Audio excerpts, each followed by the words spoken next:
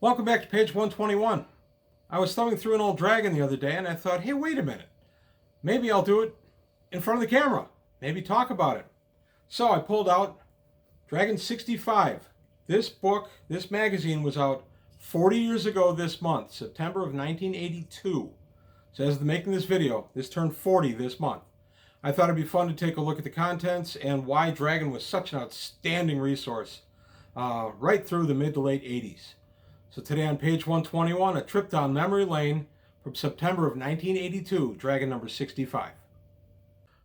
40 years ago this month, I bought this book, this very copy, and hurried home from work so I could sit down and read it. One of the high points of my month would be to acquire the new Dragon and see what kind of goodies were waiting for me. And then, of course, to spring it on my players as we played.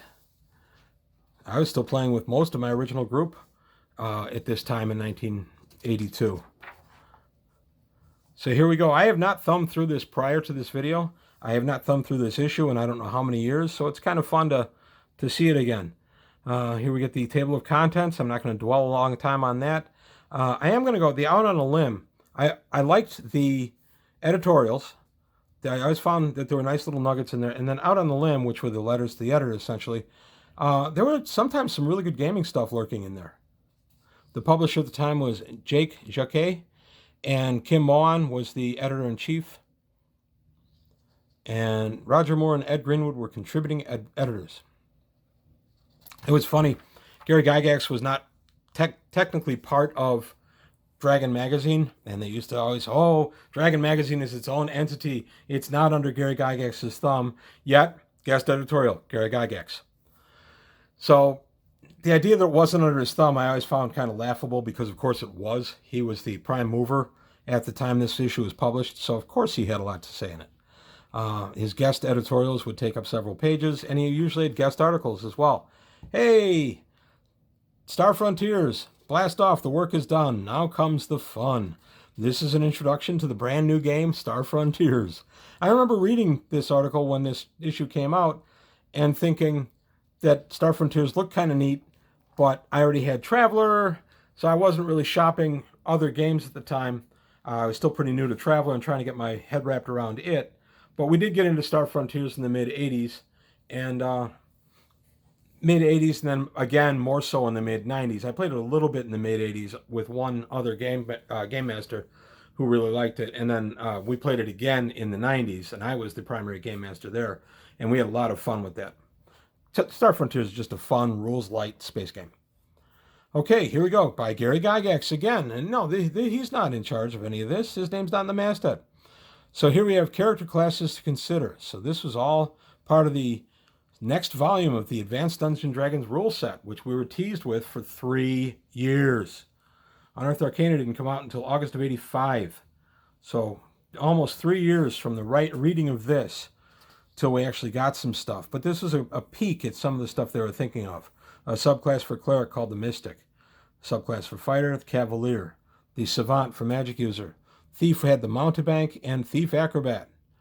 And then Rob Kuntz had the Jester, which we view was an NPC. And then, of course, the Grand Druid. And a lot of this stuff did make it into Unearthed Arcana. It just took years. So now we're done with that. Oh, we're done with Gary Gygax for this. No, we're not. Look at this. Now, I loved these.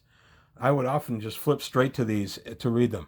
Greyhawk's World. And this one covers the events of the Eastern and Southern Flanus. Greyhawk Ragnar does nice follow-up, or has done nice follow-ups to these articles on his blog. You can find them if you go into any of his videos or anything. And then there's links to these on his blog site and everything. He's done a nice job following these up in flavor and in content. So well done. Job well done there.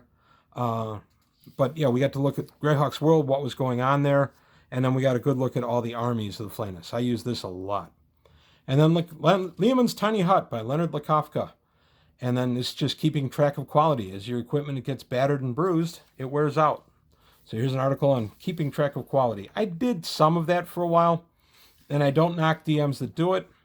It's just that sometimes I don't have enough time to worry if the shield is dented or not. We'll cover it with you go to the armor and he straightens the shield. Here we have a game from Task Force Games called Boarding Party. I never played that one. Weapons Wear Out, Not Skills by Christopher M. Townsend. So there's a new proficiency system and lots of new weapons in here. Nice traveler article. RAFM, R-A-F-M. We called it RAFM. I'm not sure if that's what it was. Citadel Miniatures in Canada, and they have Fantasy Tribe Trolls. Villains and Vigilantes. I actually started out, that was my first superhero game. 1980, I bought the original copy of Villains and Vigilantes. We played that for a while until I played Champions. Once I went over to Champions, and I've looked back. Judges Guild, nice article. That's one of the things I love about these old dragons, is seeing all the old ads and such, too. Featured Creatures by Gary Gygax. This whole issue is Gary Gygax heavy, which is okay. I always like Gary's stuff. Just again, I find it laughable that he used to claim that he wasn't a main driver in Dragon Magazine. And filling in the tints of the color wheel, The Missing Dragons by Richard Allen Lloyd. Oh, my wife, my girlfriend then, but my wife loved this article. She was so excited about the different colored dragons. And when she would run, we'd almost always meet one. She especially liked the purple dragon, her favorite color. Role-Playing Game Association, the RPGA. I never joined the RPGA. Well, that's not true. I joined the RPGA in 2000 at the advent of 3rd edition. I just felt like doing it, and I was glad I did. I got some nice little mailings from them. But I didn't join it in the 80s, and I'm not really sure why. Time Lords, an NPC class for the future, present, and past by Louis Pulsifer. I'm not a big time travel guy in my role-playing generally. I do it in Champions once in a while. Generally stay away from it anywhere else, and I avoid it like the plague in D&D. It's just my choice. Time travel can be a lot of fun. It's just not for me. Oh, Monsters of the Midway. Okay, I've grown, born and raised in Chicago, been a Bears fan my whole life. Monsters of the Midway is the Bears' nickname, even though they haven't earned it in the last several years. So here we have a nice little game, Monsters of the Midway. I don't see the writing credit on this particular game. I obviously didn't pull the game out to play it. I don't ever remember playing it. Avalon Hill advertising. I always loved Avalon Hill. Here we go, the board for Monsters of the Midway. You can make your own little dial to keep score and track downs. Your little battle grid. Oh, this dragon is gorgeous. I actually have this dragon. It was painted up beautifully by my buddy Mike. I'll show it on the channel someday. It looks really nice. So here we go with Monsters of the Midway. Design development by Gali Sanchez. Development and testing by Kim Maughan. Playtesters Douglas Niles, Roger Raup, Gali Sanchez. Based on idea by Brian Spiglet. So there you go, gentlemen. Job well done 40 years ago. And here we go. Tawatha Dananan. A revised Celtic Mythos by Robin Emrys Atkinson. So here we get a nice look at the Celtic Mythos. I like this. I've used it a little bit here and there. The Celtic deities don't end up in my game a lot, which I'm always a little surprised about, but they don't. But I have absolutely read this article, and I did like it. And then, of course, your chance to subscribe to Dragon, which I never did for some... Well, I had hobby stores all around me. There were probably 6 within 15-minute drive of my house in the early 80s, so I really didn't need to subscribe to Dragon. I could just go anywhere and get it. Nice convention schedule for September of 82. The 1983 calendar coming out. You better grab that before 1983 gets here. And then we have some Law of the Land, Advice on Making Your World Legal by Ed Greenwood. So a little bit about law and crime and punishment in AD&D. I remember using this article quite a bit. Thousands of monsters in a box of quirks. And here we go. Does your Vorpal blade go snicker snack, or does it just snicker? It's an ad for some dice. Bandersnatch leathers for your dice bag. Daredevils Have Adventures. I never played that game. Fantasy Games Unlimited. I never played that game. Explore the ultimate fantasy. Come to Middle Earth. ICE, Iron Crown Enterprises. Have a lot of their products, mostly for Space Master, that kind of thing. I did have some Middle Earth stuff that I've long since parted with. War. Conflicts provide reasons with... Characters with Reasons to Live by Louis Pulsifer. So you want to give a conflict a reason for a war, not just have a war. Space opera, very popular in the early to mid 80s. Tough game system. I'll have to take a look at that one of these days. I have it, and it was one I bought to play maybe as a sister to Traveller, or it ended up I just mined it for ideas for Traveller. I did play Space Opera, but frankly it's not a very comfortable system. And then we go to Top Secret. That's no pizza, it's the Pong Papers. I did read the Top Secret articles. I was running a Top Secret game at the time. It was funny how our groups kind of segregated. I had this group that would only play D&D. I had this group that played Traveller, Gamma World, and I had this group that played Top Secret. And I kind of moved between them throughout a month. It was just how we were in the early 80s. I had more free time. I worked with a lot of my friends. It was just a lot easier to get a game together, and I ended up DMing and GMing a lot of different things. And then here we go. Up in a Soapbox by Louis Pulsifer. In gaming, your style will tell. So it's basically some DMing advice for you. Out on a Limb Continued. That's the letters to the editor. And then 1982 module design competition.